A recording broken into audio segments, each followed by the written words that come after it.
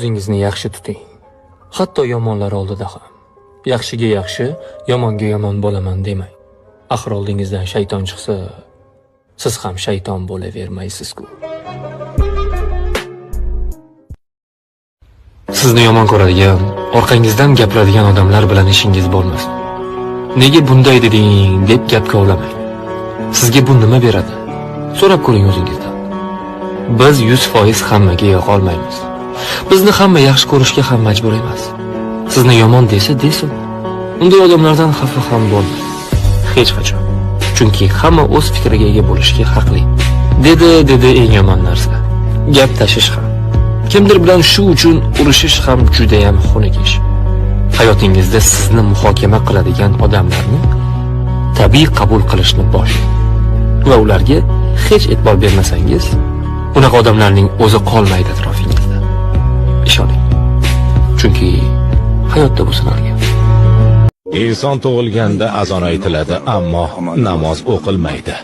O'lganingda esa namoz o'qiladi, azon aytilmaydi. Nega bunday? Chunki sen tug'ilganda aytilgan azon o'qiladigan namoz uchundir. Hayot shunchalik qisqa. Mana bu yurak tushmagur bor-ku, juda ham qo'rqoq bo'lar ekan. Uni aldash kerak. Hayotda har qanday muammoga duch kelganingda ham unga shunday deyish kerak. Hech qisi yo'q akasi, hammasi yaxshi, hammasi yaxshi. Shu bilan muammo hal bo'lar ekanmi? Yo'q, lekin bardoshliroq bo'lishga kuch topadi. Bir haqiqatni sizlarga aytmoqchiman. Hozir meni hamma narsam bor. Nomim shuhratim. Qayerga borsam minglab, millionlab odamlar ortimdan yurishadi. Ismimni chaqirishadi. Ismimdan borliq yangraydi. Lekin hozir ham ana shu millionlab ovozlar orasidan birgina o'sha ovozni qidiraman. Do'stim beg'una olmasin. Musulmonlar zamoni yomon bo'ldi. Halol yetmas, harom qiymatli bo'ldi. O'qilgan Qur'onga quloq tutilmas, shaytonlar semirdi, quvvatli bo'ldi. Harom bilan xamir tutdi dunyoni. Fasod ishlar qilgan hurmatli bo'ldi. Kimgaki Tangridan xabar berursan, tutib boshingga urar, hujjatli bo'ldi.